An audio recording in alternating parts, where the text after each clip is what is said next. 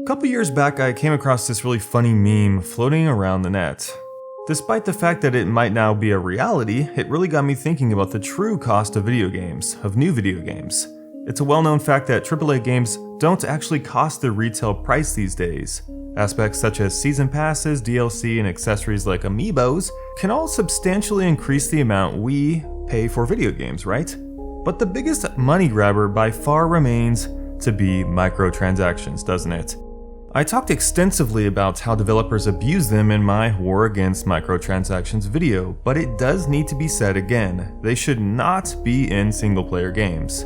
It's one thing if they're just cosmetic items. Go ahead and buy that pretty pink dress for $3, no one cares. But the fact is that they have turned into elements that are literally affecting the design of new video games. However, I don't feel like I discussed enough how this situation came to be. Microtransactions were once thought to be exclusive to MMOs, but since have become a staple of the entire medium in general. They have grown to a point where they have threatened to ruin the reputations of some developers, among many others, Bungie and Destiny. A game like Destiny was inevitable. Video game budgets have been rising for some time now. And with those increased costs comes the need to ensure that publishers will make back their investment. It's just a different world now, I guess, from when I grew up playing video games, one in which passion creation has been replaced by profit creation. DLCs and expansion packs have of course existed for a while, but they do require significant development time before they're ready, and of course they cost a lot of money to make. Microtransactions, on the other hand, can be done very quickly. It can be as simple as reskinning a weapon with higher stats or a level boosting item. But to understand where this trend to include them came from, it's important to look at historical factors.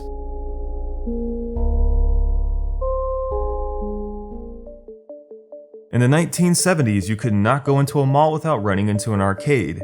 Before PC gaming, home consoles, and handhelds, these arcades were the only way people could play video games.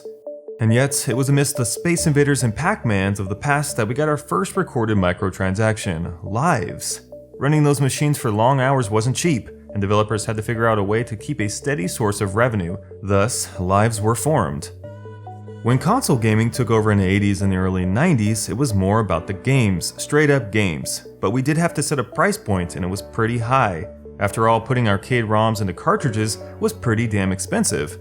For example, NES games were about $50 each, which, by counting inflation, would be about $96 in today's economy. Despite this temporary lull in microtransactions, they did eventually find a new home in the growing markets of MMOs and MMORPGs. While some like Meridian 59 and Neverwinter Nights avoided them, others like Ultima Online and MapleStory embraced them. However, it was the 7th generation of consoles where microtransactions officially merged with AAA titles. Because of technology, games were becoming a lot bigger and of course more expensive, thus the need to justify the investment through insurance. I wish I was talking about Obamacare, but I'm talking about insurance through microtransactions. Many action games, particularly those with shooting elements, began promoting goodies for an extra price. They were usually small things like a new gun or special body armor. For instance, The Last of Us offered the burst rifle, while Path of Exile sold a variety of armor skins. These were fine on their own, but unfortunately around 2013-2014 it seemed like every major developer had suddenly caught on to the trend. That is to say, every new video game came with a microtransaction, or so it seemed. And unlike Naughty Dog, these companies were holding off on content in exchange.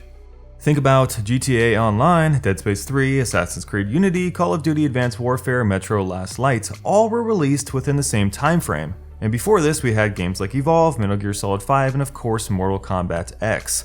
A single game company doing something sketchy is one thing, but when every single major developer is embracing a similar model, it's hard not to notice, and even harder not to critique.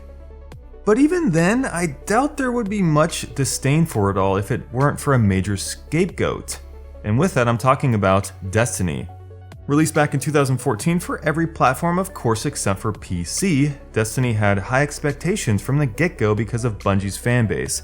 Respected for their work on their first 5 Halos, which were probably really good games to many, Bungie promised a galactic adventure that would see players battling across multiple planets in our solar system, all the while investigating a mythology as deep as Halo's.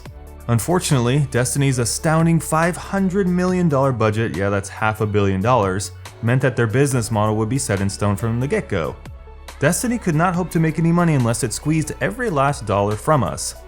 From a strictly monetary point of view, Destiny was a disaster for any gamer that got suckered in. Numerous techniques were employed to get gamers to spend more and more cash on things that they should not have had to.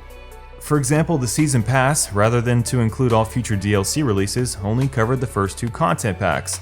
Optional DLC like the Taken King became necessary to even play the game, and of course, new add-ons featured reskinned enemies over original designs. Was kind of a disaster. And yet, all of this doesn't even take into account the microtransactions that were in the game. From emotes to holiday event items to quests to level boosting to the freaking Eververse trading company, it seemed like everything was being dictated by money to the point where the gaming community started to notice. And from there, you can see how the response towards microtransactions grew until it reached the anger it currently has. But even if we're generous, is that anger truly justified? Is there any merit to microtransactions? I could go on and on about it, but the truth is in the pudding. Microtransactions are never okay in single-player games because we don't know what's been cut out, altered, or changed in the actual game to get us to purchase them. If they didn't affect game systems, no one would give a shit to buy them because they wouldn't present a significant benefit in some way, which changes a fundamental system of the game. There's also the ethics of withholding game content from a game just to charge extra. I'm talking of course about the roots of the problem. Where is the passion creation in our industry, in a land where profit creation has now overtaken it? Short of the industry crashing again, I think it's safe to say that microtransactions ain't going nowhere. Bungie has been keeping a very tight lid on the microtransaction system that they will be using in Destiny 2, haven't they? Through playing the beta, I know that the Eververse trading company is making a nice comeback with its infamous random number generator. Though things could change, it does seem that Bungie is keeping most of its infrastructure intact from the previous entry. Whether or not this will provide longevity for Destiny 2 remains to be seen, but they have certainly taken a reputation hit from microtransactions, haven't they? Microtransactions weren't the only problem with the first Destiny, but they were a sign that content was purposefully taken out to be released at a later date. I only advise that we can curb this problem by doing a simple solution here. Just don't pre-order video games, guys. I know that pre-order bonuses can be very enticing, all those shiny things as well, but willfully giving money without seeing reviews tells developers that they are always right in their decision making. With each new game, we need to take a step back and carefully analyze how they're implementing microtransactions, not just the microtransactions themselves. What is the root cause? Are they there purely for profit creation, or are they harmless and fine, simply funding the passion creation? The world may never know the secrets hiding behind the closed doors of video game companies these days. Alright guys, hope you like this I guess this was kind of an overview of microtransactions, a little bit of history, a little bit of talk of Destiny.